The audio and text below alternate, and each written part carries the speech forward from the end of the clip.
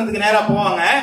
வேத வசனம் நமக்கு என்ன சொல்கிறது, இந்த நாட்டில் என்ன பேசுகிறது என்று சொல்லி பார்க்கும் பொழுது, தேவனை நாம் எவ்வளவாக புரிந்து கொண்டிருக்கிறோம்.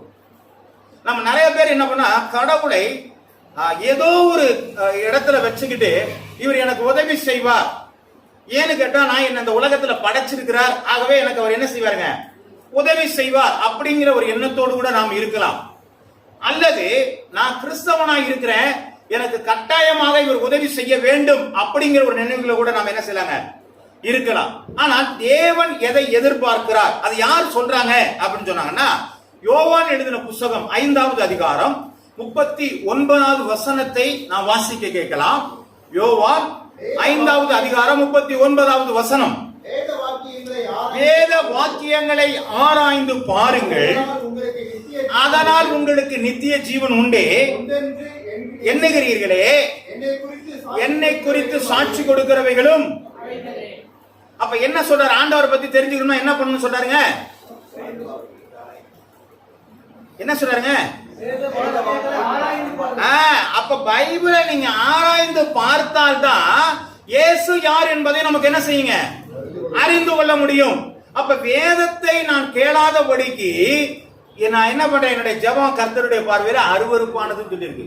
இப்ப ஏன் இத சொல்றாருன்னு சொன்னா, எப்பா நீ வேதத்துல வாசிச்சான்னா நான் யாருன்னே தெரியுமப்பா, என்னுடைய குணங்கள் எப்படின்னு சொல்லி இந்த வேதத்துல தான் நான் சொல்லி இருக்கிறேன், என்னுடைய சுபாவங்கள் எப்படி இருக்கிறது வேதத்துல தான் சொல்லி இருக்கிறேன், என்னுடைய நீதி எப்படி இருக்கிறது இதுல தான் நான் சொல்லி இருக்கிறேன், என்னுடைய கிருபை எப்படி இருக்கிறது இதுல தான் நான் சொல்லி இருக்கிறேன், நீர் தவறு செய்தால் தண்டனை எப்படி வரும் என்பதை இதுல தான் நான் சொல்லி இருக்கிறேன். அல்லேலூயா. அப்போ ஒரு கிறிஸ்தவனுடைய அடிப்படையான காரியங்கள் நான் வேதத்தை முடிப்பதாக இருக்கிறது. அல்லேலூயா. சரி, இந்த ஒரு வருஷத்துல நாம் ஒரு முறையாவது இந்த வேதத்தை நீங்க வாசிக்கணும்னு சொல்லி நாங்க முதல்ல எழுதி கொடுத்திருந்தோம். எத்தனை பேர் வாசித்தீர்கள் என்று தெரியவில்லை. ஒரு முயற்சி எடுக்கலாம். இந்த ஜனவரியிலிருந்து நீங்க டிசம்பருக்குள்ளாக இந்த வருஷத்திற்குள் நான் வேதாகமத்தை நாங்கள் முழுவதுமாக படித்து முடித்து விடுவேன் என்கிற ஒரு பொருத்தனையோடு கூட இந்த நாட்கள்ல போவோம். அல்லேலூயா. எப்படிங்க படிக்கிறீங்க, நீங்க எப்படி வேணாலும் படிங்க. தியானிக்கணுமா, ஒண்ணு வேண்டாம், நீங்க முதல்ல படிங்க, அப்படியே படிச்சுக்கிட்டே இருங்க, முடிச்சிருங்க. 2வது முறை படிக்கும் பொழுது நீங்கள் திரும்பவும் கொஞ்சம் நிறுத்தி தான் வாசிக்க முடியும். 3வது முறை நீங்கள் வாசிக்கும் பொழுது நீங்கள் தொடர்ந்து வாசிக்க முடியாது, அங்கே பிரேக் ஆகும். ஏங்க, அங்கதான் உங்களோட கூட ஆண்டவர் பேசிக்கொண்டிருக்கிறார். அல்லேலூயா, அல்லேலூயா. எந்த இடத்துல நிறுத்திக்கணும் அந்த இடத்துல மட்டும் ஆண்டவர் பேசுவார். அப்பதான் நமக்கு மாற்றமே உண்டாகும். அதுக்குதான் ஆண்டவர் சொல்றார், நீ வேதத்தை வாசி, வேதத்தை தியானி என்று சொல்றார். ஆகவே ஒரு பொருத்தனையோடு இந்த நாட்கள்ல போங்க, ஆண்டவரே இந்த வருஷத்துல நான் ஒரு முறையாவது வேதத்தை நான் படித்து விடுகிறேன். அல்லேலூயா. இந்த முயற்சி நீங்க எடுங்க. ஆமென், ஆமென், எடுங்க. கர்த்தருடைய நாமம் மகிமைப்படுவதாக, ஸ்தோத்திரம் உண்டாவதாக. சரி, அப்ப வேதத்தை நம்ம வாசிச்சா ஆண்டவரை புரிஞ்சுக்கலாமா? ஆமா, புரிந்து கொள்ளலாம். வாசிக்கலாம். ஆதியாகமம் எழுதின புத்தகம் 1வது அதிகாரம் 26 31 வசனங்கள் வரை. பின்பு தேவன் நமது சாயலாகவும் நமது ரூபத்தின்படியாகவும் மனுஷனை உண்டாக்குவோமாக, சமுத்திரத்தின் மச்சங்களையும் ஆகாயத்து பறவைகளையும் ஜீவன்களையும் பூமி அனைத்தையும் பூமி மேல் ஊறும் சகல பிராணிகளையும் ஆளக்கடவர்கள் ஆளக்கடவர் என்றார். தேவன் தம்முடைய சாயலாக மனுஷனை சிருஷ்டித்தார். அது தேவ சாயலாகவே சிருஷ்டித்தார். ஆணும் பெண்ணுமாக சிருஷ்டித்தார். பின்பு தேவன் அவர்களை நோக்கி நீங்கள் பழுகி பெருகி பூமியை நிரப்பி அதை கீழ்ப்படுத்தி சமுத்திரத்தின் மச்சங்களையும் ஆகாயத்து பறவைகளையும் பூமியின் மேல் நடமாடுகிற சகல ஜீவ ஜந்துக்களையும் ஆண்டு கொள்ளுங்கள் என்று சொல்லி தேவன் அவனை ஆசீர்வதித்தார். அல்லேலூயா. ஐயா, பைபிள் வேணுமா? இருக்கா? பாலையா இருக்கா? சரி, நீங்க அங்க பாத்துட்டு சரி கொண்டு வரல போல இருக்கு நினைச்சேன். சரி, வேணா எடுத்துட்டு போலான்ட்டு. சரி, ரைட், ஓகே, பைபிள் எடுத்துங்க. சரி, என்ன சொல்லப்பட்டிருக்கிறது? ஒரு ஆசீர்வாதத்தை மனிதனுக்கு கொண்டு வருகிறார். இது எல்லாவற்றையும் என்ன செய்து கொள், ஆண்டு கொள்ளுங்கள் அப்படின்னாரு. அவனுக்கு வேற ஏதாவது தேவைப்பட்டுச்சா? அவனுக்கு எதாவது தேவைப்பட்டுச்சுங்களா? ஒண்ணுமே தேவையில்லை. சாப்பிட பழம் இருக்குது, சாப்பிட்டாரு. துணைக்கு பேசிக்க யார் இருக்கா? ஏவாள் இருக்கிறாங்க. ஏற்ற துணை பட தேரல, எல்லாத்தையும் மிருகத்தை பூரா கொண்டு வந்து கொடுத்தாரு. புளிய கொண்டு வந்து நிறுத்தினாரு, கரடியை கொண்டு நிறுத்துறேன் எல்லாத்தையும் பார்த்தேன். இதெல்லாம் துணையா இல்ல. எதுதான் துணை? ஒன்னகிட்ட இருந்தா ஒரு ஆளை கொண்டு வரேன்னு சொல்லி அங்கிட்ட ஒரு மனுஷி எடுத்து அவனே பேரை வைக்க சொல்லிட்டாரு. அவன் என்னுடைய எலும்பும் என்னுடைய மாமிசமுமா இருக்கான்னு மனுஷின்னு பேர் வச்சுட்டான். இப்ப அவதான் ஏற்ற துணையா இருக்கிறாங்க. பேசிக்கிறதுக்கு ஒரு ஆளும் இருக்கு, சாப்பிடுறதுக்கு பழமும் இருக்கு, இன்னும் கொஞ்சம் ஜாலியா இருக்கிறதுக்காக அங்க என்ன இருக்கு, மிருக ஜீவன்லாம் இருக்கு, சுத்தி வர்றதுக்கு நல்ல ஒரு ஏதன் தோட்டமும் இருக்கு. வேற ஏதாவது தேவையா இருந்துச்சுங்களாங்க? இல்ல. அப்போ கடவுள் படைத்த ஒரு மனிதன் கடவுளோடு கூட இருக்கும் பொழுது தேவைகள் இல்லாதவனாக இருக்கிறான். அல்லேலூயா. தேவைகள் இல்லாதவனா இருக்கிறான்னா அவனுக்கு தேவை இல்லாம இல்ல, தேவைகள் அனைத்தும் பூர்த்தியா இருக்கிறது. புரியுதுங்களா? அவன் ஒண்ணுமே தேவையில்லை, எல்லாத்தையும் ஆண்டவர் கொடுத்துட்டார். அவனுக்கு இதுதான் தேவை அப்படிங்கிற ஒண்ணுமே கிடையாது. நல்ல சந்தோஷமா ஜாலியா அவர் என்ன பண்றாங்க, அந்த இடத்துல இருந்துட்டு இருக்கிறார். அப்போ தேவனோடு நாம் இருக்கும் பொழுது நாம் குறைவற்றவர்களாக இருக்கிறோம். இதுதான் நம்ம நல்லா புரிஞ்சுக்கணும். தேவனோடு கூட இருக்கணும். கொஞ்சம் வெளியில போயிட்டு கொஞ்சம் உள்ள வந்தோம்னா நமக்கு என்ன செய்யுதுங்க, சரியா வராது. நீங்க வெளியில போயிடலாம், உள்ள வர்றதான் கஷ்டம். சரி, வாசிக்கலாங்க. ஆதியாகமம் புத்தகம் 5வது அதிகாரம் 24வது வசனத்தை வாசிங்க. ஒரு மனிதனுடைய காரியத்தை இதில் சொல்லப்பட்டிருக்கு. ஏனோக்கு தேவனோடு கூட சஞ்சரித்துக் கொண்டிருக்கையில் காணாமல் போனார். தேவன் அவனை எடுத்துக் கொள்ளப்பட்டார். ஆமென். இப்ப என்ன சொல்றாங்க, அது எப்படிங்க, எங்களுக்கு என்ன வேலை வெட்டி இல்லையா, எப்ப பார்த்தாலும் தேவனோடு கூட இருக்கலாமா, தேவனோடு இருக்க முடியுமா? அதுக்கு சாட்சிதான் இந்த யாருங்க, ஏனோக்கு. அவனுக்கு திருமணமான இருக்கிறாங்க, மனைவி இருக்கிறாங்க, பிள்ளைகள் இருக்கிறாங்க, எல்லாரும் இருக்கிறாங்க. எல்லோரும் இருந்தாலும் அந்த ஆண்டவரோடு கூட அவன் இணைப்பிலே இருந்து கொண்டிருக்கிறான். அல்லேலூயா. அந்த தொடர்பு தான் ஆண்டவர் சொன்னார், தம்பி என்னோட புரியுதுங்களா?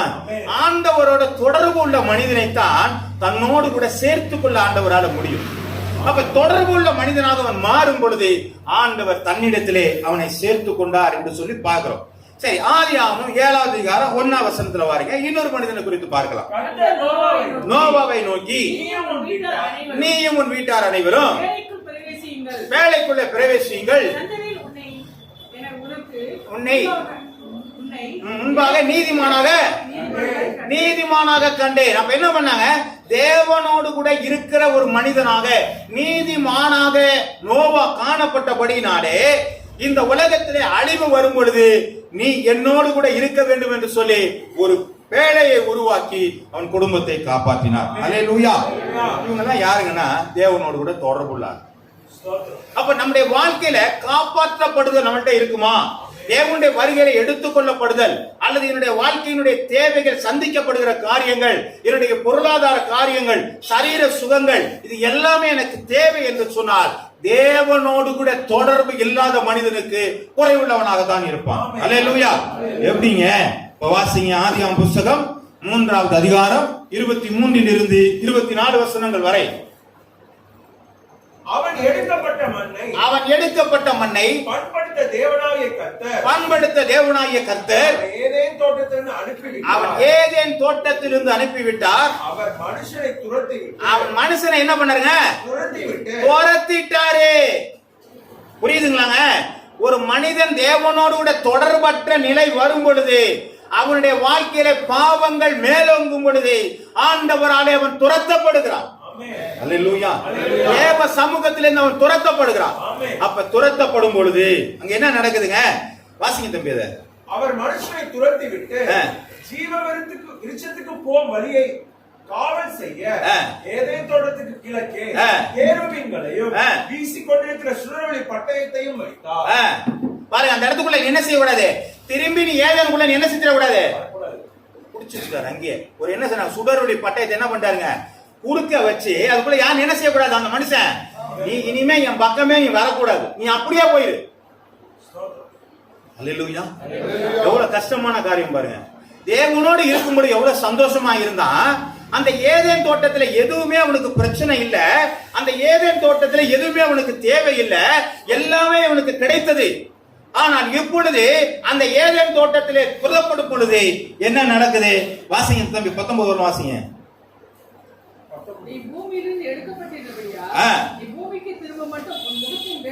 உன் முகத்தின் வேர்வையாலே ஆகாரம் புசிப்பாய், நீ மண்ணாய் இருக்கிறாய், மண்ணுக்கு திரும்புவாய். இப்ப என்ன சொல்றாரு, இனிமே நீ வேலை செஞ்சு பொழைச்சு, நீ வேர்வை செஞ்சுதான் உனக்கு என்ன பண்ண போகுது, உனக்கு சாப்பாடு. உனக்கு சும்மா கொடுத்தாலும் நீ என்ன பண்ணிட்ட, நீ வேற ஏதோ வேலையெல்லாம் பண்ணிட்டு உட்கார்ந்துருக்கிற. இப்ப நீ சொந்தமா சம்பாரி. நீ போய் என்ன பண்ண, நான் எந்த மண்ணில இருந்து எடுக்க போட்டு அந்த மண்ணை எடுத்து நீ பண்படுத்த போ. அங்க போய் நீ விளைச்சு நீ என்ன பண்ணாங்க, உன்னுடைய வேர்வையினாலே நீ என்ன செய்ய, உன்னுடைய பிழைப்பை பார்த்துக்கொள் என்று சொல்லி ஏதேன் தோட்டத்தில் இருந்து துரத்தப்பட்டார் என்று சொல்லி பார்க்கிறோம். அல்லேலூயா. அப்போ தேவனோடு கூட இருக்கும் பொழுது கிடைத்த ஒரு நல்ல அனுபவம் தேவனை விட்டு வெளியிலே போகும் பொழுது நம்முடைய பிரயாசைப்பட வேண்டிய காரியமாய் மாறுகிறது. அல்லேலூயா. நீங்க நல்லா பாருங்க, நீங்க தேவனோடு கூட ஒரு உறவுல இருந்துகிட்டே இருந்தீங்கன்னு வச்சீங்க, உங்களுடைய வாழ்க்கையில அநேக காரியங்கள் நீங்கள் எதிர்பாராமல் நடந்து கொண்டே இருக்கிறது. அல்லேலூயா. நீங்க தேவனை விட்டுட்டு நான் எல்லாத்தையும் பார்த்துக்குவேன்னு சொல்லி ஒரு கையை நீங்க தூக்கிட்டீங்கன்னா ஆண்டவர் விலகி விடுவார். நீங்க நிறைய பிரயாசப்படுதான். எத்தனை பேர் அதை அனுபவிச்சிருக்கீங்கன்னு தெரியல. என்னுடைய மனைவியுடைய டிரான்ஸ்பர் அப்பாயின்மெண்ட்ல இருந்து சொல்றேன், அப்பாயின்மெண்ட்ல இருந்து கடைசியில ரிட்டையர்மெண்ட் ஆகிற இடம் வரையிலும் எதிலையுமே நான் எங்கேயுமே போய் யார்கிட்டையும் காசு கொடுக்கவே இல்லை. எல்லாமே நான் பஸ்ல இருக்கும் பொழுது நடந்துச்சு. நான் கண்டக்டர் வேலை பார்க்கும் பொழுது நடக்குது. ஏன்னு கேட்டீங்கன்னா, என் கண்டக்டர் நான் வேலை பார்க்கிற எங்கெங்கெல்லாம் இருக்கிறேனோ அங்கெங்கெல்லாம் அந்த ஆளுங்க கரெக்டா வந்து என்ன செஞ்சிருவாங்க, சேர்ந்துருவாங்க. என்னுடைய மனைவியுடைய அப்பாயின்மெண்ட் வாங்கும் பொழுது ஒரு அமைச்சருடைய மகன், அவர் மருமக எல்லாருமே என் பஸ் தான் வருவாங்க. அவங்க எல்லாருமே எனக்கு நல்ல நண்பர்கள். முடிஞ்சிச்சா அப்பாயின்மெண்ட், எனக்கு முடிஞ்சிச்சா. அடுத்து நான் போயிட்டு இருக்கும் பொழுது, நான் பேசிட்டு இருக்கும் பொழுது ஒருத்தர் வண்டியில வர்றாரு. அப்புறம் சொல்றாரு, இந்த எல்லாம் தெரியுமான்னு கேட்டாரு. நான் சொன்னேன், ஆமாங்க தெரியும், தங்கச்சி தாங்க அப்படின்னு சொன்னேன். நீங்க யாருங்கன்னு கேட்டா, நான் ஏஇஓன்னாரு. ஓ அப்படியாங்க, நீங்க அந்த ஊராங்கன்னு பேசிட்டு இருக்கும் பொழுது கடைசியில பார்த்தா என்னுடைய மனைவியுடைய ஏஇஓவா மாறிட்டாரு. அப்ப திரும்பி அவர் என்ன பண்ணாரு, டிரான்ஸ்பர் ஆகி திருச்சிக்கு வந்துட்டார். அவர் என்ன சொன்னாரு, நான் திருச்சிக்கு டிரான்ஸ்பர் வாங்கணும்னு சொல்லிட்டு இருக்கிறேன் அப்படின்னு ஒரு நம்பர் எனக்கு கொடுத்திருந்தாரு. அவர்கிட்ட கேட்கிறேன், நான் தான் இங்க ஏஇஓடைய அந்த உங்களுடைய குழுவினுடைய தலைவர் நான் தான், நீ ஒன்னும் கவலைப்படாது, என்கிட்ட வந்து இடத்த சொல்லுங்கன்றாரு. நான் வந்து பார்த்தா ஒன்னும் கிடையாது, வந்து சேர்ந்துட்டாங்க. டிஸ்ட்ரிக்ட் விட்டு டிஸ்ட்ரிக்ட் 10 பைசா செலவு பண்ணல. அதுக்கப்புறம் பாத்தீங்கன்னா நான் கரூர் பக்கத்துல பஸ்ல ஓடிட்டு இருக்கிறேன். அங்க ஒருத்தர் வந்தாரு, மகாதானபுரத்துல இருந்து ஒருத்தர் வர்றாரு, ஒரு ஆசிரியர். அவர் வந்து நல்லா என்கிட்ட பேசுவாரு. வந்தோடனே குட் மார்னிங் சார் பாரு, நானும் குட் மார்னிங் நல்லா உட்கார வச்சு நல்லா ஜாலியா பேசிட்டு வருவோம். அவர் வந்து ஒரு நாள் இவங்களுக்கு டிரான்ஸ்பர் வந்து டவுனுக்குள்ள இருந்து இங்க மாந்திர வர்றதுக்காக நான் எழுதி கேட்கறதா கேட்க போயிருந்தேன். அவரு வந்து உட்காந்து, சார் என்ன சார் இங்கன்னாரு. நான் தான் சார் லால்குடி ஏஇஓ அப்படின்னாரு. அடக்கடவுல, நான் இங்க தாங்க வர்றதுக்கிட்ட. அப்படியா, நான் பாத்துக்கிறேன் விட்டுருங்கன்ட்டாரு. ஒன்னும் பண்ணலங்க, அவங்க தான் டிரான்ஸ்பர் எதுவுமே பண்ணலையே. நான் ஆண்டவருக்கு என்று காரியம் செய்வேன். அல்லேலூயா. நான் எங்க போனாலும் ஆண்டவருக்கு என்று சுவிசேஷம் அறிவித்துக் கொண்டே இருந்தேன். நான் வண்டியை விட்டு இறங்கினாலும் என்னுடைய வேலையை எங்கன்னா பிரேயர் நடத்துறதுதான். அது பட்டுக்கோட்டையா இருந்தாலும் சரி, இங்க இருந்தாலும் எல்லாம் என் வேலை என்னன்னா முடிச்சோன்னா பிரேயர் நடத்திக்கிட்டே இருப்பேன். அப்போ ஆண்டவருடைய வேதம் சொல்கிறது, ஒருவன் எனக்கு ஊழியம் செய்தால் நான் அவனை கனப்படுத்துவேன், பிதாவானவர் கனப்படுத்துவார் என்று சொல்லப்பட்டிருக்கிறது. நீங்க ஆண்டவருக்குள்ளாக நீங்க வளர்ந்து பாருங்கள், உங்களுடைய வேலை லகுவாக மாறும். நீங்க மெனக்கட வேண்டியிருக்காது. ஏன் என் பிள்ளை கஷ்டப்படுது, என் பிள்ளைக்காக நான் செய்வேன்னு சொல்லி ஆண்டவர் தெரிவிப்பாருங்க.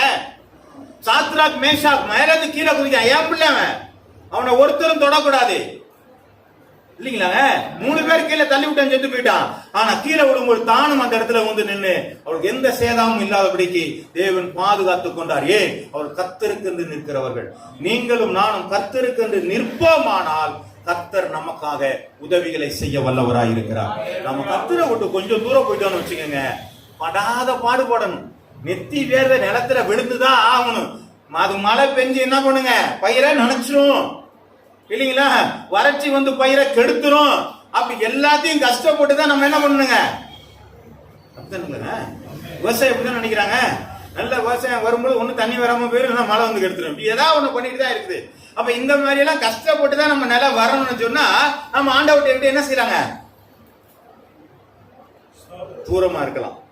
ஆனா நீங்கள் ஆண்டவருக்குள்ளாக நீங்கள் வந்து விட்டீர்கள் சொன்னால், இன்னைக்கு சேலஞ்சா சொல்றேன், நீங்க ஆண்டவருக்குள்ளாக நீங்கள் இருந்து பாருங்கள், உங்களுடைய வேலைகள் எவ்வளவு இலகாக மாறுகிறது என்று சொல்லி. நம்ம மாற மாட்டேங்கிறோம், அந்த இடத்துக்கு போகவே மாட்டேங்கிறோம். கர்த்தர் கை விட்டுட்டா அதுதான் குறைவு, அதுதான் தேவனை தெரிந்து கொள்ளலங்கிற. வேத வாக்கியங்களை ஆராய்ந்து பாருங்க. தேவனுடைய கேரக்டரை இதை பார்க்காம அவர் என்னோடு கூட இருப்பார் என்பது எப்படி நம்பிக்கை இருக்கு? அந்த நம்பிக்கை இல்லாததுனாலதான் தேவனோடு கூட இருக்கிறதை காட்டிலும் வெளியில நம்மளால எடுத்து முயற்சி செஞ்சிருவோம். தேவனை எனக்கு உதவி செய்யும் சொல்லிட்டு அவர் என்ன பண்றாங்க? ஹெல்ப் கூப்பிட்டு இருக்கிறோம். நான் செய்ய போறேன், நீ எனக்கு என்ன செய்யுங்க? ஆமா, எனக்கு நீ ஹெல்ப் பண்ணு. நம்மள ஹெல்ப்பரா கூப்பிட்டு இருக்கிறோம். எப்பா, நான் உனக்கு ஹெல்ப்பர் தேவையில்லைப்பா, நீ என்னட்ட விட்டுடு, உன் வழியை கர்த்தருக்கு ஒப்புவித்து அவர் மேல் நம்பிக்கையாரு. ஆமா, அவர் உனக்கு உதவி செய்வார். அப்புறம் அவரே வாக்கிய பண்ணுவார் இருக்கு. அப்புறம் உதவி செய்வார்னு சொல்லவே இல்லையே. அப்ப ஏன் நம்ம அந்த இடத்துக்கு போக மாட்டேங்கிறோம்? ஏன் அந்த கர்த்தரை நேசிக்க மாட்டேங்கிறோம்? ஏன் அவருக்கு கொடுக்கிற கணத்தை கொடுக்க மாட்டேங்கிறோம்? ஏன் அவர் மகிமையை கொடுக்க மாட்டேங்கிறோம்? இன்னும் நான் என்னை நோக்கி கொண்டிருக்கிறேன். கர்த்தருடைய நாமம் மகிமைப்படுவதாக. நாம் வாசிக்கலாங்க. உபாகம புத்தகம் 29வது அதிகாரம் 5ஆம் வசனத்துல வாசிங்க. தேவன் ஒரு மனிதனை நடத்தும் பொழுது எப்படியா நடக்குது பாருங்க. கர்த்தராகிய நான் உங்கள் தேவன் என்று நீங்கள் அறிந்து கொள்ளும்படி நான் 40 வருஷம் உங்கள் வனாந்தரத்திலே நடத்தினேன். உங்களுடைய மேலிருந்த வஸ்திரம் பழையதாக போகவில்லை, காலில் இருந்த பாதரட்சை பழையதாக போகவும் இல்லை. நீங்கள் அப்பம் சாப்பிடவும் நீங்கள் திராட்சரசம் மதுவும் குடிக்கவும். என்ன சொல்றாங்க? 40 வருஷம் உன்னை விடுதலை ஆக்கி கூட்டு வந்தா. எங்க கூட்டு வந்தாங்க? மணல் ஒண்ணுமே இல்ல. அந்த மணல்ல கூட்டிட்டு வர 40 வருஷம் சுத்தி சுத்தி பார்த்தாலும் மணல் தான் இருக்கு. ஆனா அவங்கள்ட்ட என்ன இருக்குதுங்க? தண்ணி குடிக்கிறாங்க, காடை சாப்பிடுறாங்க, மண்ணா சாப்பிடுறாங்க, சட்டை தேயில, செருப்பு கிழியல. இல்லங்க, அது ஏன் அப்படி நடந்துச்சு? தேவன் நடத்துகிறார். அல்லேலூயா. அங்க தேவன் தான் கூட்டிட்டு போறாரு. நான் காண்பிக்கிற தேசத்திற்கு போ. மேக ஸ்தம்பத்திலும் அக்னி ஸ்தம்பத்திலும் அவருதான் கூட்டிட்டு போனாரு. மோசே கூட தான் கூட்டிட்டு போனா. அங்க என்னென்ன சொல்றாரோ அந்த பக்கமெல்லாம் போய்கிட்டு இருந்தான். மோசே தனியா ரூட்டு பிடிச்செல்லாம் போகல. நம்ம என்னைக்கு தனி ரூட்டு போறோமோ அன்னைக்கு தப்பு இல்ல போயிட்டோம்னு அர்த்தம்.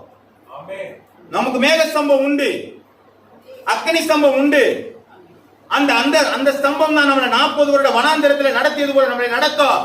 அந்த ஸ்தம்பம் வேறு அதல்ல, பரிசுத்த ஆவியாகிய தேவனே. அல்லேலூயா. அதான் சொன்னார், உன்னை நான் திக்கற்றவனாக விடல, எங்க போறதுன்னு தெரியாம அலையாதடா, நான் உனக்கு ஒரு தேற்றவரை அனுப்புறேன். அவரு உனக்கு நீதியை குறித்தும் நியாயத்தை குறித்தும் நியாய தீர்ப்பை குறித்தும் கண்டித்து உணர்த்துவார், உன்னை நடத்துவார்ப்பா. அப்ப அந்த நடத்துதல் நம்மள்ட்ட என்ன செய்யறாங்க?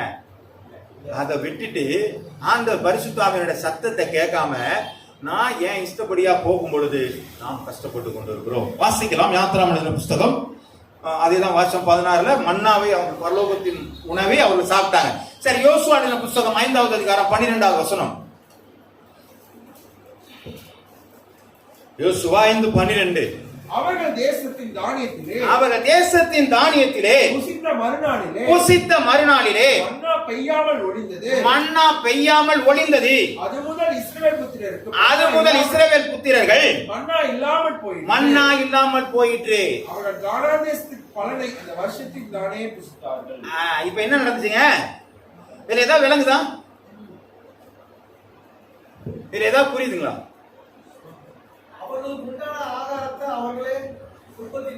ஏன் 40 வருஷம் நடத்தின தேவன் அவனுக்கு ஒரு சாணத்தை கொடுத்துறாரு பாத்தீங்களா? அங்க போன நீயே என்ன பண்ணு? விவசாயம் பண்ணி சாப்பிடு. மண்ணா நின்னு போச்சு. அப்ப தேவன் நடத்தல அந்த இடத்துல என்ன பண்ணுச்சுங்க? முடிஞ்சு போச்சுன்னு அர்த்தமா? அதான் அவங்க டார்கெட். அதுக்கப்புறம் சொல்லி இருக்கிறாரு, நான் சொல்றபடி நீ கேளுன்னு சொல்லி இருக்கிறாரு. கேட்கல அவங்க.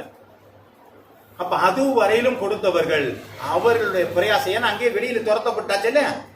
ஏதேன் தோட்டத்துல வெளியில துரத்தப்பட்டாச்சு இல்லையா? இப்ப அவங்க என்ன பண்ணணும்? உனக்கு ஒரு சொந்த இடத்தை கொடுத்துட்டேன், இனி நீங்க என்ன பண்ணு? விவசாயம் பண்ணி சாப்பிடு. அதனால நான் இனி உன்னை என்ன செய்ய மாட்டேன்? நடத்த மாட்டேன். உனக்கு சரியான ஒரு இடத்தை காட்டிட்டேன். இனிமே இங்கே ஏன் இதுதான் பாலும் தேனும் கொடுக்கிற தேசம். கொண்டு போய் விட்டாச்சு. ஆமே. அப்போ ஆண்டவரோடு கூட இருக்கிற அனுபவங்கள் தான் நமக்கு அற்புதங்கள் நடக்கிற ஒரு இடமாக இருக்கிறது. அல்லேலூயா. அவரோட இருக்கும்போது தான் அற்புதம் நடக்கும். கர்த்தருடைய நாமம் மகிமைப்படுவதாக. 1 ராஜாக்கள் 17வது அதிகாரம் 3 to 6.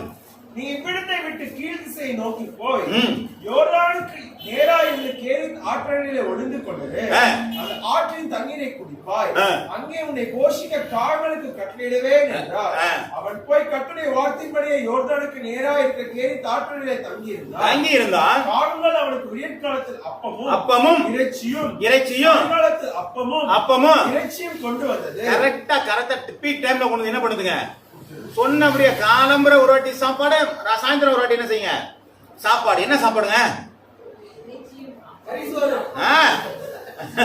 நமக்கு ஒரு வாரத்துக்கு ஒரு முறை, மிஞ்சி போனா ஏதோ ஒரு இடையில ஒரு நாள் வச்சுக்கலாம்னு வச்சுக்கல. ஆனா இவருக்கு எப்படிங்க? தண்ணி தீர்ற உரல அவனுக்கு அதாங்க அப்பமும் இறைச்சியும் தான். அவன் என்ன அளவுக்கு அவன் இருந்திருப்பான். ஏன் ஏன் அப்பவும் இறைச்சி அவனுக்கு கிடைச்சிச்சு? அது வேற, அது வந்து அதுக்கப்புறமேல உள்ள காரியம். இந்த ஏன் அப்பவும் இறைச்சியும் கொடுத்தாரு? என்னம்மா?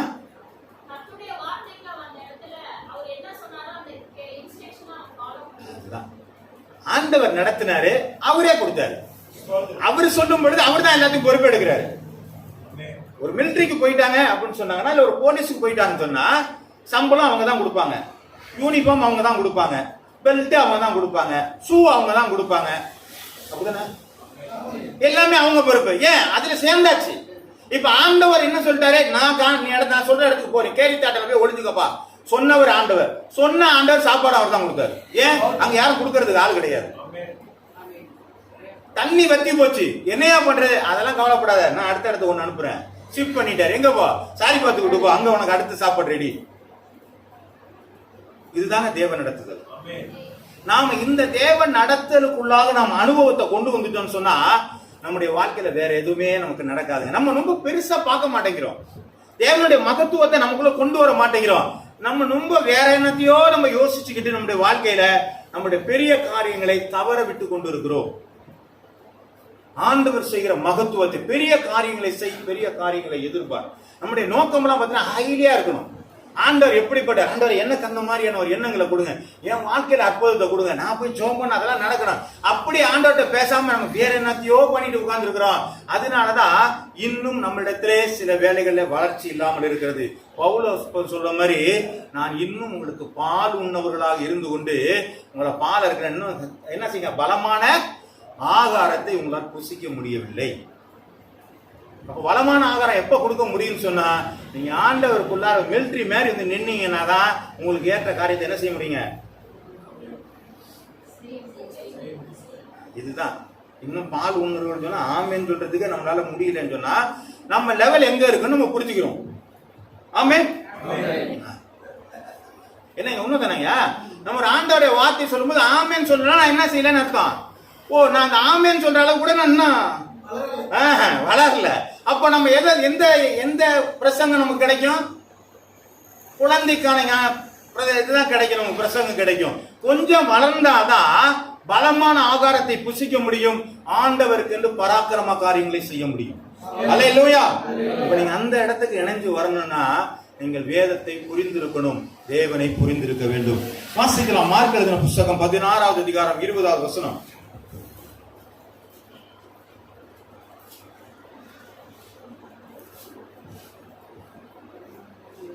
அவர்கள் புறப்பட்டு போய் எங்கும் பிரசங்கம் பண்ணினார்கள். கர்த்தர் அவருடைய கூட இருந்து அவர்களாலே நடந்த அடையாளங்களாலே வசனத்தை உறுதிப்படுத்தினார். இப்ப என்ன சொன்னவர் ஆண்டவர். நீ போன்னு சொன்னாரு, ஆண்டவர் போனாங்க. அவங்க போய் கிரியையில நடப்பித்தாங்க. என்ன கிரியை நடப்பித்தாங்க? விசுவாசில நடக்கும் அடையாளங்களாவன என்று சொல்ற காரியங்களை அவர்கள் நடப்பித்தார்கள். நடப்பிக்கிறதுக்கான காரணம் என்ன? தேவன் அவர்களோடு கூட இருந்தார். அல்லேலூயா. அப்ப இந்த ஆண்டவர் கூட இருந்தாதான் நம்முடைய வாழ்க்கையில அற்புதங்கள் நடக்குங்கிறத நாம முதல்ல புரிஞ்சுக்கணும். நாம இந்த பழைய ஏற்பாட்டுக்கும் புதிய ஏற்பாட்டுக்கும் நிறைய மாறுதல்கள், தேவன் யார், இயேசு யார் என்பதை நாம் அதிகமாக புரிஞ்சுக்கொள்ளணும். தேவன் என்கிற பழைய ஏற்பாட்டு காலத்தில் இருந்தவர், அவர் நீதிக்குரிய தேவனாய் இருக்கிறார். ஆமே. அவர் நீதி உள்ளவர், பாவத்தை பாராத அவர் சுத்த கண்ணர், பாவத்தை பார்க்க மாட்டார். உடனே அவருக்கு என்ன கொடுத்தாருங்க? உடனே என்ன கொடுத்தாருங்க? பனிஷ்மெண்ட் கொடுத்தாரு, தண்டனை கொடுத்துருவாரு. நம்ம என்ன நினைக்கிறாங்க? உபாகம புஸ்தகம் 28ஆம் அதிகாரத்துல போட்டிருக்கு. என்ன போட்டிருக்குங்க? உபாகமம் 28ஆம் அதிகாரம் 1ஆம் வசனத்துல என்ன போட்டிருக்கு? கவனமா இருக்கும்படிக்கு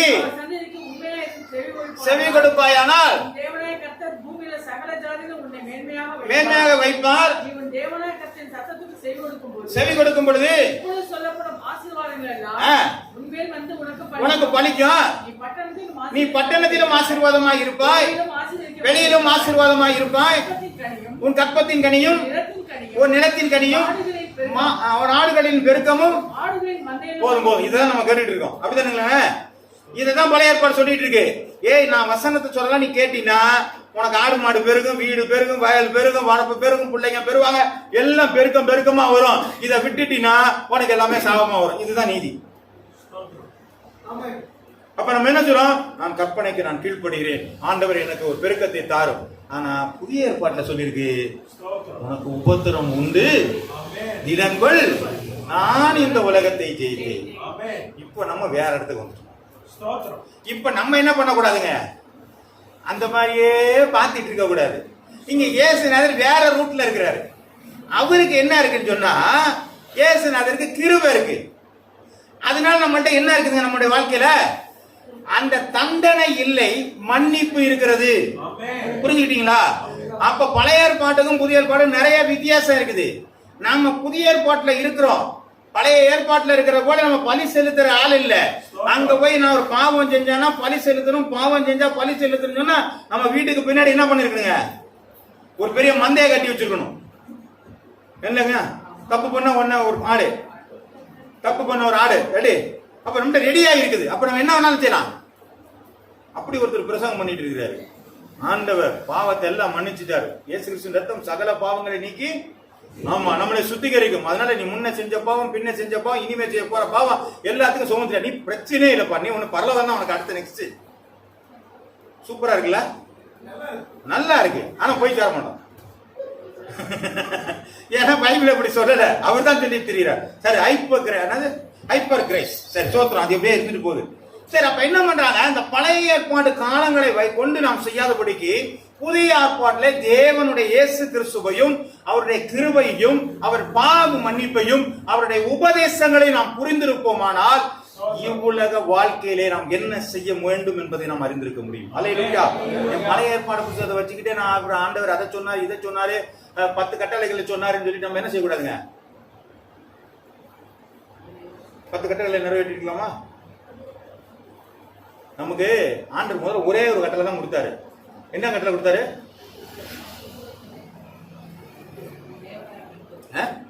ஒரே ஒரு கட்டளை தான் கொடுத்தாரு. அதெல்லாம் ஒரே ஒரு கட்டளை தான் கொடுத்தாரு.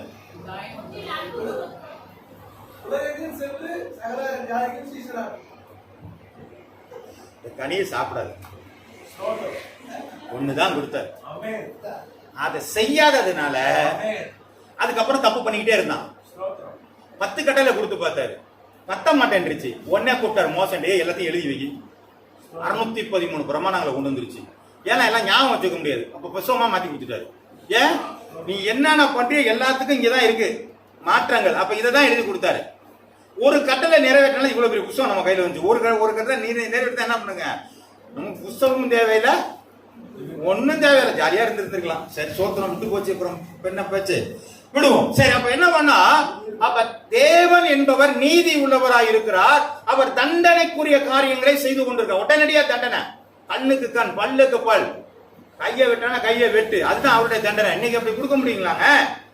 ஆண்டவர் வேற மாதிரி சொல்ற. என்னங்க சொல்ற? உன் சத்துருவை சிநேகி. அவன் பசியா இருந்தா அவனுக்கு சாப்பாடு கொடு, அவன் தாகமா இருந்தா அவனுக்கு தண்ணி கொடு. ஏங்க முன்னாடி வசனம் அப்படி சொல்லிருக்கு. அந்த வசனம் தான் இவரு ஏன் கடவுள் சொல்றாருப்பா, உன் சத்ருவை சிநேகிக்கிறது தான் அவனை கொலை செய்யற மாதிரி அர்த்தம். ஏன் அவன் தலையில கொண்டு போய் எரித்தனல தணலை போடுற மாதிரி தான், அவனை வந்து மேல நெருப்பு அள்ளி கொட்டுற மாதிரியாங்க. நான் இவ்வளவு தூரம் உனக்கு கேடு செஞ்சேன், ஆனாலும் எனக்கு நல்லது செஞ்சுட்டானே அப்படின்னா எவ்வளவு வேதனை போடுவோம் பார்த்தீங்களா? அந்த வேதனை தான் கொலை செய்வதற்கு தகுந்த சமான மாதிரி ஒரு பேசுறாரு ஆண்டவர். அல்லேலூயா. அப்ப புதிய ஏற்பாட்டிலே சொன்ன அந்த அனுபவத்தை நாம் தேவனோடு கொள்ள வேண்டும்.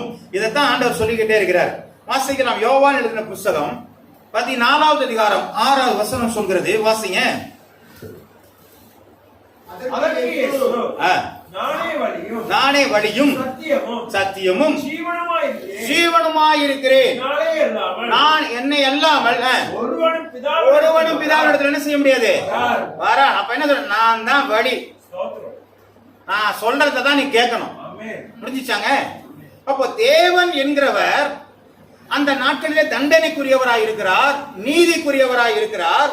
ஆனால் இயேசு கிறிஸ்து எப்படி இருக்கிறாருங்க, கிருபைக்குள்ளாக இருக்கிறார். அவர் நம்முடைய தகப்பனாக இருக்கிறார். அல்லேலூயா.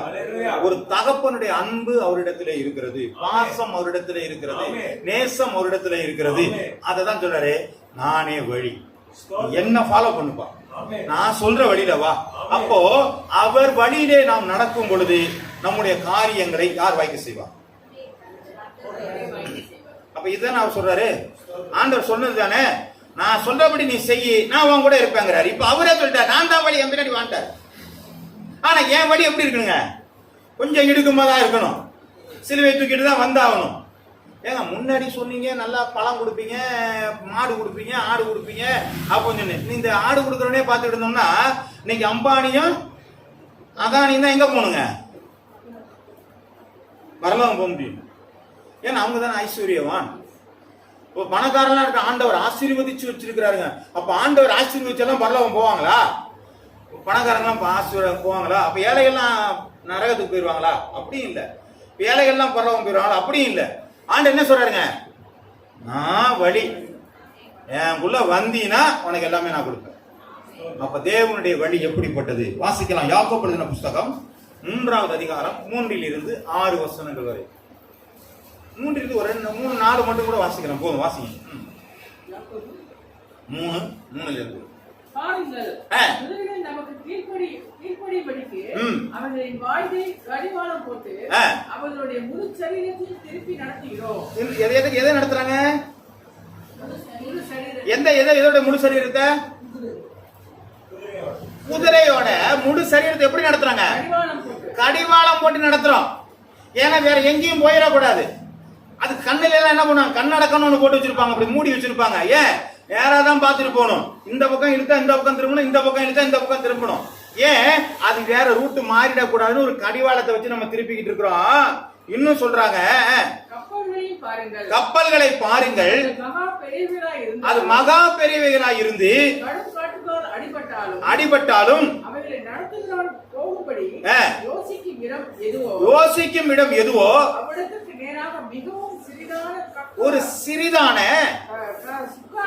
சுக்கானாலே திருப்பப்படும். ஒரு பெரிய கப்பலா இருந்தாலும் அந்த கப்பலை திருக்கிறதுக்கு சிறிய சுக்கான், சிறிய ஒரு பட்டை இருந்தா போதும். என்ன பண்ணுங்க, கப்பலே திசை மாற பண்ணுகிறது. அப்ப எப்படி ஒரு பெரிய கப்பல்களுக்கு தான் இஷ்டப்படியாக ஒரு சுக்கான் வழி தப்ப பண்ணுகிறதோ, வழி சரியான வழியில நடத்தப்படுகிறதோ, ஒரு குதிரை எந்த இடத்திற்கு போக வேண்டும் என்று சொல்லி ஒரு கடிவாளத்தின் மூலமாக எப்படி தீர்மானிக்கிறோமோ, அதே போல நாம் போக வேண்டிய இடத்தை தீர்மானிக்கிறது கர்த்தராய் இருக்கிறார். அல்லேலூயா. அவர் எந்த பக்கம் திரும்ப சொல்றாரு அந்த பக்கம் திரும்பிடணுங்க. நம்ம வாசிக்கலாம் அதே பகுதியில 3வது அதிகாரம் 16 - 18 வசனங்கள் வாசிக்கலாம். 17 வாசிங்க போதும். பரத்திலிருந்து வருகிற ஞானமும் பின்பு சமாதானமும் சாந்தமும் இரக்கத்தாலும் நிறைந்ததாயும் பட்சபாதம் இல்லாதாயும் மாயமற்றதுமாயிருக்கிற ஒரு கனி கொடுக்கிற மாயமற்ற ஒரு வாழ்க்கையை குறித்து தான் இயேசு கிறிஸ்து சொல்லிக் கொண்டிருக்கிறார். ஆனா நம்ம எங்க இருக்கிறோம், பழைய ஏற்பாடுல இருக்கிறோம், மகா திருக்குள்ளதா இருக்கு. ரொம்ப டெக்னிக்கலா நம்ம என்ன பண்ணிடுறாங்க, ஆண்டவர்கிட்ட போய் நம்ம சுருக்கமான ஜெபத்திற்கு ஆண்டவர் அப்படியே கேட்டுட்டு, அப்படியா சரி சரி நீ சொன்ன கொஞ்சோடு சொல்லிட்டு போ, நான் நிறைய கொடுத்துட்டு வரேன். சொல்லு புரியுங்களா? நீங்க போய் ஒரு ஐசியூல இருக்கிறவர்கிட்ட போய் நின்றுட்டு நீ நீ சுகமடைனா இயேசு ஏத்துக்கிறியான்னு சொன்னா என்ன செய்வாங்க? சரின்றுவான். எது நடந்தாலும் எனக்கு சுகமாக நட. அப்ப உயிரை காட்டில எதை நேசிக்கிறாங்க, எதை காட்டிலும் அவனுடைய பழக்க வழக்கம், எதை காட்டிலும் யாரை நேசிக்கிறான்? உயிரை நேசிக்கிறான். அந்த உயிருக்கே ஆண்டவர் தான் உத்தரவாதம் கொடுத்துட்டு இருக்கிறார். அப்ப நம்முடைய வாழ்க்கை தேவனாலே நடத்தப்படுமானால் அது எல்லாவற்றையும் அது சந்திக்க முடியும். அப்ப அது கனி கொடுக்கிற அனுபவம். அதை தான் ஆண்டவர் பார்க்கிறார். மாயமற்ற ஒரு அன்பு. தேவன்கிட்ட மாயமற்ற அன்பு இருக்குமா, மாயமுள்ள அன்பு இருக்கிறோமா? ஜெபிக்கும்போது கொஞ்சம் யோசிச்சு பாருங்க, நம்ம எப்படி ஜெபம் பண்றோம்னு சொல்லிட்டு. மாயமாலமா ஜெபம் பண்றோமா, இல்ல சும்மா அப்படியே நம்ம உண்மையிலேயே நம்மளை அப்படியே ஒடுக்கி நம்மளை அப்படியே சரண்டர் ஆகி ஜெபம் பண்றோமா, இல்ல அப்படியே ஃபார்மாலிட்டிக்கு ஜெபம் பண்றோமா? இல்லைங்களா? போன் வந்தா கூட கர்த்தருடைய நாமம் மகிமைப்படுவதாக சொல்லுப்பா முடிஞ்சா சரிப்பா பாத்துங்கப்பா. ஐயா நீ ஜெபம் பண்ண ஆரம்பிச்சிட, அந்த கர்மத்தை ஏன் தூக்கி கையில வச்சுட்டு உட்காந்துருக்கணும்?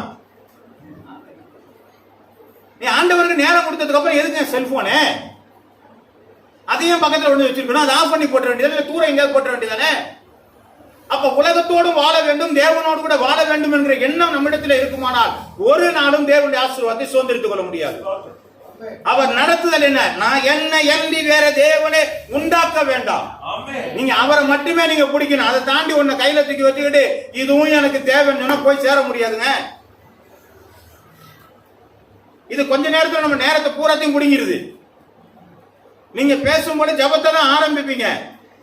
ஆண்டவரே பரமண்டலத்தில் எங்கள் பிதாவே தான் ஆரம்பிப்பீங்க. இது புடங்கி நடிச்சா என்ன பண்ணுவாங்க, வேற ஒண்ணு கொடுத்துருவாங்க. உடனே அப்படியா அது என்ன போட்டிருக்கு நீங்க பாருங்க, ஒரு யூடியூப்ல ஒரு இதை ஒண்ணு போட்டிருக்காங்கன்னு உடனே யூடியூப் போயிடுவோம். பைபிளை கொஞ்சம் ஓர தூக்கி வச்சிருவோம். ஏன்? அது இன்னமும் மெசேஜ் வந்துருக்கு. அந்த மெசேஜ் அது வேற இடத்த கொண்டு போயிடும், போய் சேர்ந்துருவோம். முடிஞ்சிச்சு ஜெபம். உங்களை தனிமைப்படுத்துங்கள். இயேசு கிறிஸ்து தான் வழி.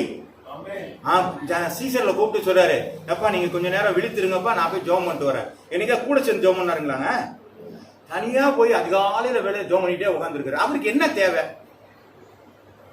அவருக்கு என்ன தேவைங்க? அவருக்கு ஒண்ணும் தேவை கிடையாது. நமக்கு மாதிரிக்காக அவர் போய் அங்க உட்கார்ந்து இருக்கிறாருங்க. காலவர வேலை என்ன தேடுப்பான்னு சொல்லி, அதிகாலை வேலையில என்ன தேடுகிறவன் கண்டடைவான்னு சொல்லி இருக்கிறாங்க. நமக்கு அதிகாலை வேலையை நமக்கு எப்படி இருக்குங்கிறது நமக்கு தான் தெரியும். கொஞ்ச நாள் பழக்கப்படுத்தினா தன்னால் சந்தை வந்துருங்க. ஜெபம் பண்ணிட்டு படுத்துக்கலாம் திரும்ப ஒரு மணி நேரம், ஒன்றும் பிரச்சனை இல்லை. இந்த கால வேளையில நமக்கு பிரசன்ஸ் சரியா இருக்கு. அப்படி நாம மகிமைப்படுவதாக. ஆகவே நாம் தேவனுடைய வழி, அவர் அதிகால வேளையில தேடினார்னா நாமளும் அப்படியே தேடி பழக பண்ணுவாங்க. அவர் எல்லாரையும் நேசிச்சாருன்னு சொன்னா நாமளும் எல்லாரையும் நேசிப்போமேங்க. எல்லாருக்கும் ஆண்டவரை பத்தி அறிவிச்சாருன்னு சொன்னா நாமளும் ஆண்டவரை பத்தி அறிவிப்போமேங்க. ஆண்டவர் எல்லாருடைய வார்த்தையை கொடுத்தாருன்னு சொன்னா நாமளும் ஆண்டவருடைய வார்த்தையை கொடுப்போமே. அல்லேலூயா. அவர்தான் வழி, அவர்தான் வழி. எப்படி வேதத்துல பழைய ஏற்பாடுகள் நான் காட்டுகிற வழியில போன்னு சொல்லும்போது அற்புதம் நடத்துதோ, அதே போல தேவன் நம்முடைய வேதத்தின்படி நடத்துகிற வழியில நடக்குமானால் நம்முடைய அற்புதங்கள் நம்முடைய வாழ்க்கையில தொடர்ந்து கொண்டே இருக்கும். அல்லேலூயா, அல்லேலூயா. கர்த்தருடைய நாமம் மகிமைப்படுவதாக. வாசிக்கலாம் 12வது அதிகாரம் எபிரேயர் 6-10 வசனங்கள் வரை வாசிக்கலாம். கர்த்தர் எவனிடத்தில் அன்பு கூறுகிறாரோ, கர்த்தர் எவனிடத்தில் அன்பு கூறுகிறாரோ அவனை அவர் சிட்சித்து தாம் சேர்த்துக் கொள்கிற எந்த மகனையும் தண்டிக்கிறார் என்று பிள்ளைகளுக்கு சொல்லுகிறது போல உங்களுக்கு சொல்லியிருக்கிற புத்திமதியை மறந்தீர்கள். நீங்கள் சிச்சையை சகிக்கிறவர்களாய் இருந்தால் உங்களை புத்திரராக எண்ணி நடத்துகிறார். தகப்பன் சிச்சியாத புத்திரன் உண்டோ? எல்லாருக்கும் கிடைக்கும் சிச்சையே கிடையாது இருந்தால் நீங்கள் புத்திரராய் இராமல் கொஞ்சம் கடினமான வார்த்தை தான் பிரயோஜனம். நீ ஏன் பிள்ளையா இருந்தா நான் சிரிச்சுப்பேங்கிறாரு. அப்படின்னா என்ன அர்த்தம்?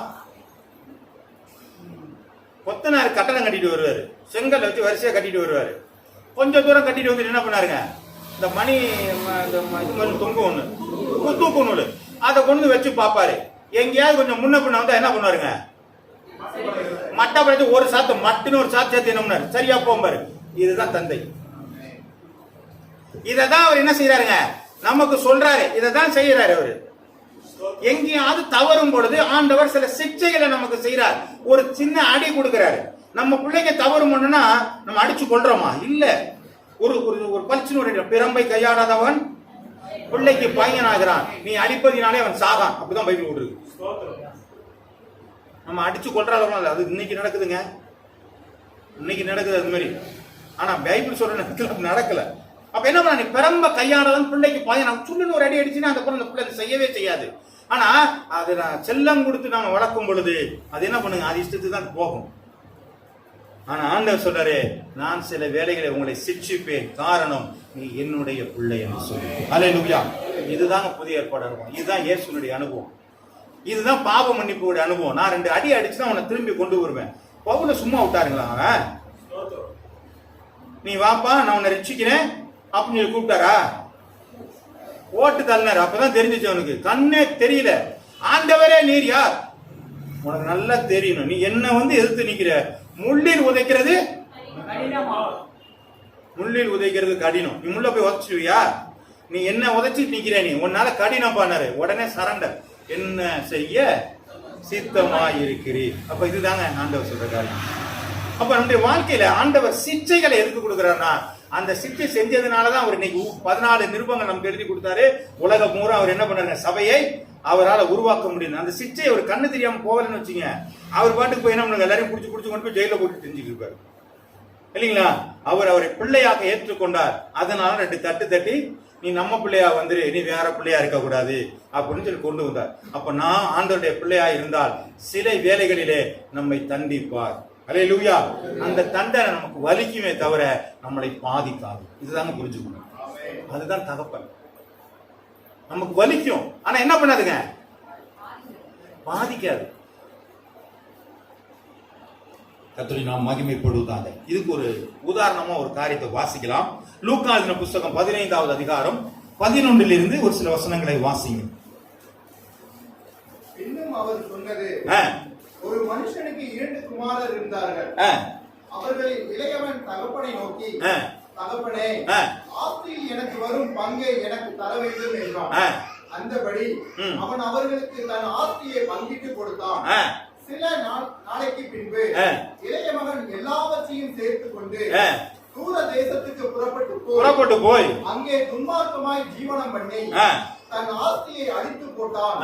எல்லாவற்றையும் அவன் செலவழித்த பின்பு அந்த தேசத்திலே கொடிய பஞ்சம் உண்டாயிற்று. அப்பொழுது அவன் சரி போதுமான. இப்ப என்ன, இவன் யாருங்க? இதுக்காக தெரியுமா உங்களுக்கு கதை? யாருங்க? இல்ல என்ன இதுக்காக என்ன சொன்னீங்க? சொல்லுங்க, நல்லா சொல்லுங்க.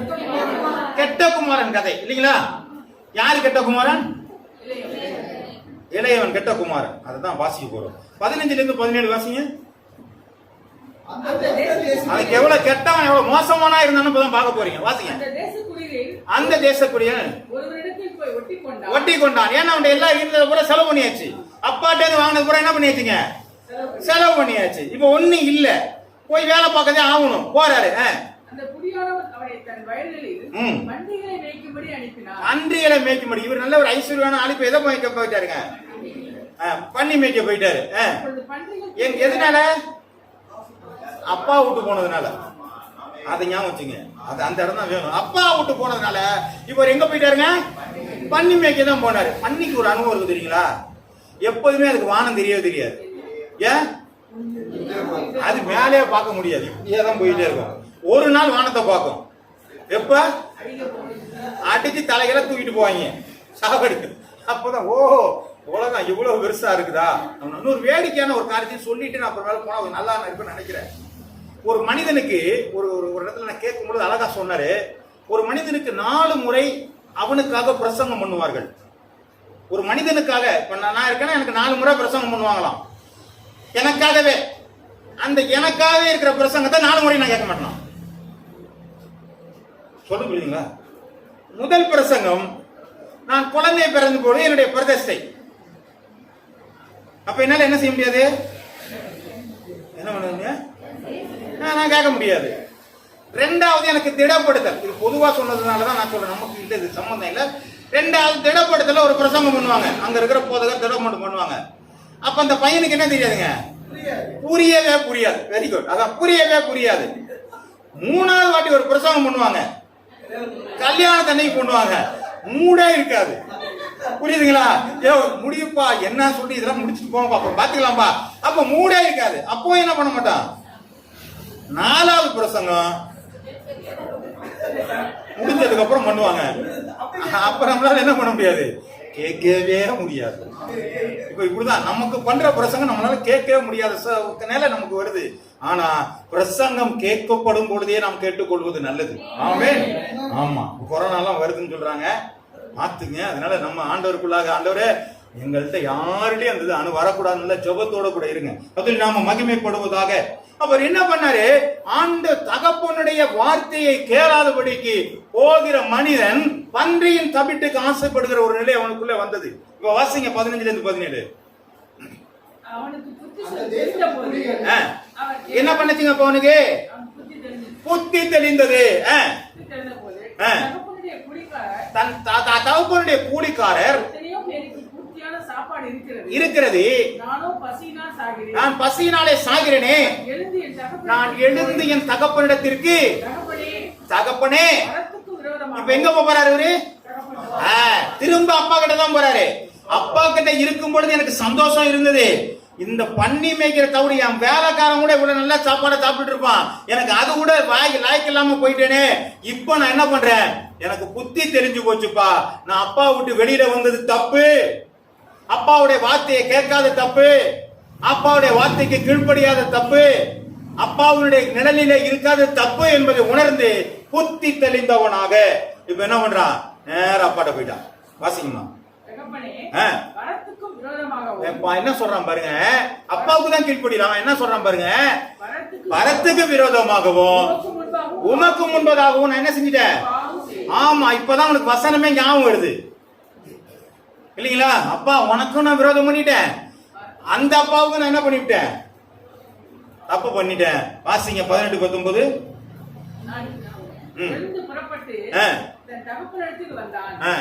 அவன் தூரத்திலே வரும்பொழுது மனதுருகி ஓடி கழுத்தை கட்டிக்கொண்டு முத்தம் செய்தான். சரி, இதெல்லாம் என்ன செஞ்சிட்டாரு அவருங்க?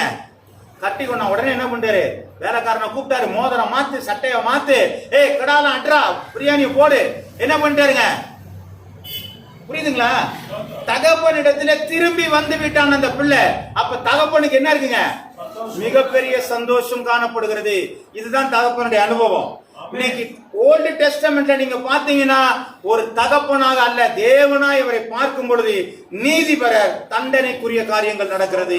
ஆனால் புதிய ஏற்பாட்டிலே கிருபைக்குள்ளாக நாம் இருக்கிறபடினால், நம்முடைய தகப்பனாகிய இயேசு கிறிஸ்து இருக்கிறபடினால், நாம் புத்தி தெரியாமல் போனாலும் புத்தி தெரிந்த பின்பு மீண்டும் நம்ம ஏற்றுக்கொண்டு நமக்கான எல்லா ஆசீர்வாதங்களையும் கொடுக்க வல்லவராயிருக்கிறார். மாறிடுங்க, அதுதான் சொல்றாரு. ஆமென். ஆமென். வாசிங்க மக்கள், வாசிங்க. அதெல்லாம் சொல்லிட்டு பாருங்க, அந்த விடம்படிதான் கொளுத்த கன்றை கொண்டு வாங்க. வாசிங்க 24. என் குமாரனாக இவன் மரித்தான். இல்ல அப்பொழுது தகப்பன் தன் ஊழியக்காரரை நோக்கி, நீங்கள் உயர்ந்த வஸ்திரத்தை கொண்டு வந்து இவனுக்கு உடுத்தி இவன் கைக்கு மோதிரத்தையும் கால்களுக்கு பாதரட்சையும் போடுங்கள். கொளுத்த கன்றை கொண்டு வந்து அடியுங்க. எவ்வளவு ஒரு சந்தோஷம் இருக்குது. ஒரு பாவியினுடைய மனம் திரும்புதலை குறித்து பரலோக ராஜ்யம் சந்தோஷமாக இருக்கிறது. ஒரு பரலோகத்தை சந்தோஷப்படுத்தணும்னா ஒரு பாவி மனம் திரும்பினா போதும். நீ என்னதான் கொண்டு வந்து கோடி கோடியா கொட்டி வச்சு நம்ம தென்னை மரம் நட்டு வைக்கிறேன், உப்பை கொண்டு வந்து வைக்கிறேன், நான் அதை கொடுக்குறேன், இதை கொடுக்குறேன், எல்லாத்தையும் காட்டிலும் வேதம் சொல்கிறது மனிதனுடைய உலகத்தையே நஷ்டப்படுத்தினா, தன் ஜீவனை உலகத்தை ஆதாயப்படுத்தினாலும் தன் ஜீவனை நஷ்டப்படுத்தினா ஒண்ணும் இல்லை. உலகத்தை காட்டிலும் ஜீவன் பெரியது என்று சொல்லப்பட்டிருக்கிறது. அந்த ஜீவனை நமக்கு திரும்ப கொடுக்கிறவராக இருக்கிறார். இந்த நல்ல தகப்பன் என்ன செய்கிறாருங்க, தன் பிள்ளையை மீண்டுமாய் தன் பிள்ளையாக ஏற்றுக்கொண்டு இருக்கிறார். இப்ப வாசிங்க 25 28 வசனங்கள் வரை. அவர் மூத்த குமாரன் வயலில் இருந்தான். வருகிற வழியில கீத வாக்கியங்களையும் கேட்டு ஒருவன் அழைத்து இது என்ன என்று விசாரித்தான். அதற்கு அவன் சகோதரன் வந்தான். அவர் மறுபடியும் சுகத்துடனே வந்து சேர்ந்தபடினாலே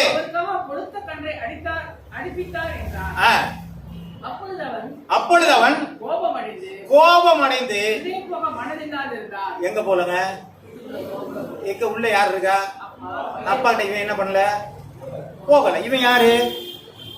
அப்பா கூட தான் இருந்தான். புரியுதுங்களா? இவன் அப்பா கூட தான் இருந்தான், அப்பா கூட தான் சாப்பிட்டான், அப்பா கூட சம்பாத்தியத்தை சாப்பிட்டான், அவனுக்கும் வயல் இருந்துச்சு, வரப்பு இருந்துச்சு, எல்லாம் இருந்துச்சு. ஆனா இப்ப அப்பா கூட இருந்தவனுக்கு என்ன வந்துருச்சுங்க? கோவம் வந்துருச்சு. வெளியில போய் நின்னுட்டான், உள்ளேயே போகல. ஆனா வெளியில போன என்ன பண்ணிட்டான்? நான் எல்லாருக்கும் தப்பு பண்ணிட்டேன், உள்ள வந்துட்டாரு. இப்ப இவர் வெளியில போயிட்டாரு. இப்ப யாரு கெட்ட குமாரன்? மூத்த மகன் தானே. அப்ப நம்ம எப்படி இளைய குமாரனுக்கு கெட்ட குமாரன் கெட்ட குமாரன் சொல்லிட்டு இருக்கிறோம்? அப்படிதான் பொதுவாவே பேசிட்டு இருக்கிறோம். இப்படி பொதுவாவே பேசியே நம்ம என்ன பண்ணிவிட்டாங்க? தப்பான வழியிலே நம்ம புரிஞ்சுக்கிட்டே இருக்கிறோம். அதனாலதான் தப்பா புரிஞ்சு விடான்னு தான் பைபிள் ஆண்டவர் கொடுத்திருக்கிற வேத வாக்கியங்களை ஆராய்ந்து பாருங்கள், அதனால் நித்திய ஜீவன் உண்டே. என்னை குறித்து சொல்றது இதுதான். நீ யாருடையாவது சொன்னா என்ன பண்ணுவாங்க? அவன் கப்சா விட்டுருவான். தேவனை பெரிய ஆளா காட்டுங்கிறதுக்காண்டி அவருக்கு 10 கை இருக்கு, 10 தலை இருக்குன்னு சொல்லிடுவாங்கிறதுக்காண்டி தான் அவர் உருவமற்றவர் சொல்லி இதுல சொல்லிட்டு இருக்காங்க. நான் யாருங்கிறத இதுல நான் சொல்லியிருக்கேன் பாக்குறேன். அதனாலதான் ஆண்டவர் ஆசாரிப்பு கூடாது கட்டும் போது அளவு சொல்லிட்டு இருந்தாரு. நீ பாட்டு உன் இஷ்டத்துக்கு கட்டி விடாது. அப்ப எல்லாவற்றையும் ஆண்டவர் ஒழுங்கு செய்திருந்தார். இப்ப பெரிய குமாரன் என்ன செய்யறான்? உள்ள போகலங்க. வாசிங்க. வெளியே வந்து அவரை வருந்தி அழைத்தார். அவன் தகப்பனுக்கு பிரதியுத்தரமாக, ஏங்க பைபிள படிங்க போ. அது படிக்காதீங்க. அப்படி படிச்சீங்கன்னா இந்த தவறு இருக்கு. அதனாலதான் சொல்றேன், இதுலாம் தவறு நிறைய இருக்கு. இதோ இத்தனை வருஷ காலம் நான் உமக்கு ஊழியம் செய்து ஒரு காலம் உம்முடைய கற்பனையை மீறாமல் இருந்தேன். என் சிநேகிதரை கற்பனையை நான் மீறாம இருந்தேன். என் சிநேகிதரை நான் சந்தோஷமா இருக்கும்படி நீ ஒரு காலம் எனக்கு ஒரு ஆட்டுக்குட்டியாவது கொடுக்கவில்லை. இப்ப என்ன சொல்றாரு? நீ நான் இருந்தேன், என் ஒரு ஆட்டுக்குட்டிய கூட எனக்கு கொடுக்கல. நான் உன் கூட தானே இருந்தேன், நீ சொன்னபடி எல்லாம் தான் நடந்தேன் அப்படின்னு. ஆனா இப்ப இவர் எங்க இருக்கிறாருங்க? வெளியில இருக்கிறார். அநேக பேர் என்ன சொல்றாங்க? நான் இந்த இதுல தானே இருக்கிறேன், என்ன ஆண்டவர் கவனிக்க மாட்டேங்கிறாரே, என்னை உயர்த்த மாட்டேங்கிறான்னு சொல்லிக்கிட்டு இருந்தாலும் இவனுடைய குணம் வெளியிலே தான் இருந்து கொண்டு இருக்கிறான். ஆனால் வெளியில இருக்கிற ஒரு மனிதனுக்கு உள்ளே வர வேண்டும் என்கிற ஆசை இருந்து கொண்டிருக்கிறது. அவன் தான் நல்ல குமாரனாக இருந்தான். அவனுக்கு தான் திரும்ப என்ன பண்ணாங்க? ஒரு வாட்டி லாஸ் ஆனாலும் திரும்ப ஒரு முறை அவனை என்ன செய்யறாரு? ஆண்டவர் புதுப்பித்துக் கொண்டிருக்கிறார். அவர் தான் நம்முடைய தகப்பனாகிய தேவன். அல்லேலூயா. இதை தாங்க நம்ம புரிஞ்சுக்கணும். பழைய ஏற்பாடு மாதிரி அல்லாத புது பகுதியில தேவன் என்னுடைய தகப்பனாக இருக்கிறார். அவர் என்ன சொல்றாரோ அந்த வழியில நடந்தா எனக்கு மிக மிக ஆசீர்வாதங்கள் உண்டாகும். 10 எழுதின புஸ்தகம் 4வது அதிகாரம் 17வது வசனம்.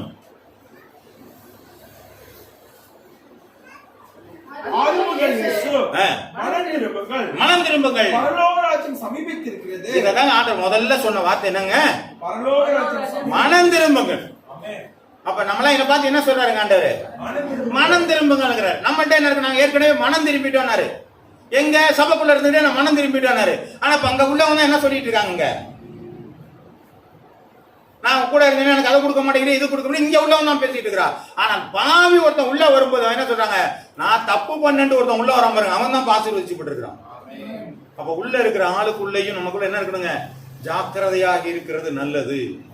அப்ப நம்முடைய ஒவ்வொருத்தருடைய வாழ்க்கையிலும் அனுதினமும் மனம் திரும்புதல் நடந்து கொண்டே இருக்க வேண்டும்.